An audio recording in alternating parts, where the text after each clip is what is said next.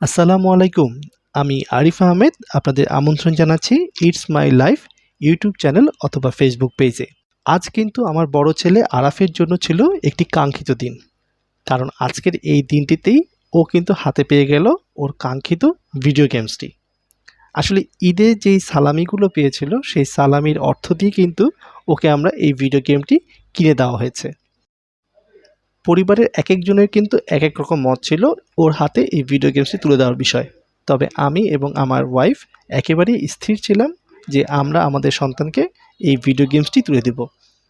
আরাফের হাতে কী কারণে এই ভিডিও গেমসটি আমরা তুলে দিলাম তাই বিস্তারিত আলোচনা করব আজকের ব্লগে। তো আশা করি যারা প্যারেন্টস রয়েছেন তাদের জন্য খুব উপকারে আসবে এই ভিডিওটি। তো ইন্ট্রোর পর আমরা বিস্তারিত ভিডিও চলে যাচ্ছি। ধন্যবাদ।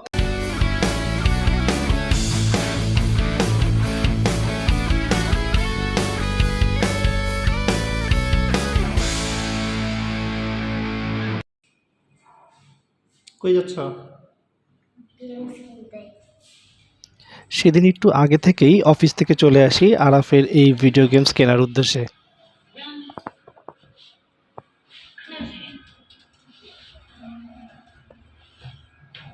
গেমস কেনার টাকা কই থেকে পাইলা? সালামি থেকে।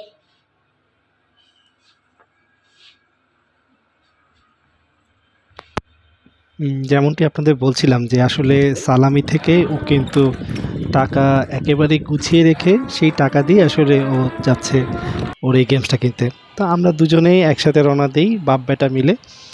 তো যেহেতু আমি মিরপুরে থাকি, তো মিরপুরে কিন্তু মেট্রো স্টেশন দিয়েই আসলে আর আমরা যাব হচ্ছে বসুন্ধরায়। তাই আমরা এই মিরপুর 10 থেকে আমাদের যাত্রা শুরু করি এবং আমাদের উদ্দেশ্য হচ্ছে কারওয়ান বাজারে যাওয়া।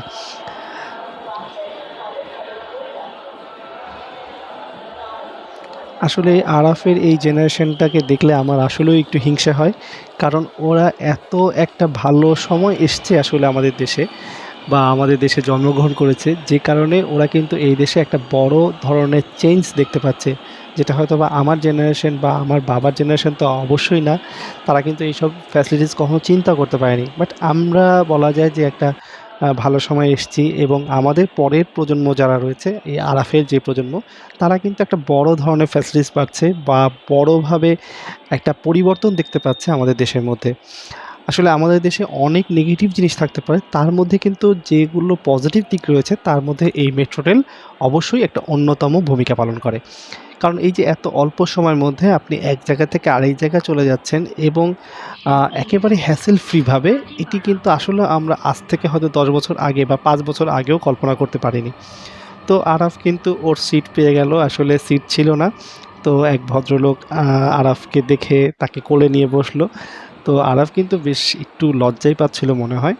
তবে সবশেষে আসলে আমরা পৌঁছে গেলাম আমাদের কারওয়ান বাজারে। অবস্থিত বসুন্ধরা শপিং কমপ্লেক্সে চলে আসলাম। তো বসুন্ধরা শপিং কমপ্লেক্সে আপনারা জানেন এখানে বেশ হুম, ভালো কাপড়-চোপড় পাওয়া যায়, ইলেকট্রনিক্স প্রোডাক্ট রয়েছে এবং সবচেয়ে যেটা আমাদের কাছে প্রয়োজন ছিল সেটা হচ্ছে বাচ্চাদের এই খেলনা জায়গাটি। আসলে আমরা অনলাইন থেকেই ওর খেলনাটি দেখেছিলাম এবং ঈদের পরপরই আমি ওদের সাথে যোগাযোগ করেছিলাম ফোনে যে কবে ওদের শপটা খুলবে। তো আজকে কিন্তু শপটা খুলবে জেনেই আমরা এখানে আসলাম। তো আমরা আসলে খুঁজে পেলাম সেই আমাদের কাঙ্ক্ষিত সেই শপটি এবং সেই একই মডেলের যেই রঙটি আরাফ পছন্দ করেছিল সেই রঙটি ও পেল এবং ও কিন্তু বুঝে নিচ্ছে। সেখানকার একজন ভাইয়া ছিলেন যিনি খুব আন্তরিকতার সাথে আসলে আরাফকে দেখিয়ে দিচ্ছিলেন এবং সে খুব আসলে আরাফের প্রতি খুব মায়া যত্ন সহকারে ওকে বুঝাচ্ছিল যে কীভাবে কী করতে হয় না করতে হয়। তো ও খুব এনজয় করছিল এবং ও খুব মনোযোগ দিয়ে আসলে এসব দেখছিল। ভিডিও শুরুতেই বলেছিলাম যে আরাফের হাতে এই গেমসটি তুলে দেওয়ার বিষয়ে আসলে আমার পরিবারের মধ্য থেকে অনেকের দ্বিমত ছিল। তবে আমার এবং আমার ওয়াইফের একটা শক্ত অবস্থান ছিল যে না, ওকে আমরা আসলে এই ভিডিও গেমসটি কিনে দিব। কারণ আসলে আমরা ছোটোবেলায় কিন্তু এই ভিডিও গেমস খেলেই বড় হয়েছি।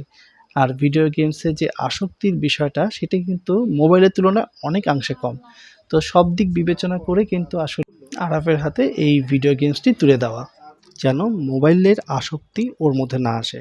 আসলে মোবাইলে আসক্ত হওয়া থেকে এই ভিডিও গেমস খেলাটা আমার কাছে মনে হচ্ছে কম ক্ষতিকর। আর এই কারণে কিন্তু আরাফের হাতে এই ভিডিও গেমটি তুলে দেওয়া। আশা করি এই মুহূর্তে যারা এই ভিডিওটি দেখছেন তারা আমাদের যেই লক্ষ্যটা সেই লক্ষ্যটা উপলব্ধি করতে পেরেছেন। আর নেক্সট ভিডিওতে অবশ্যই জানাবেন আপনারা কী ধরনের ভিডিও দেখতে চান।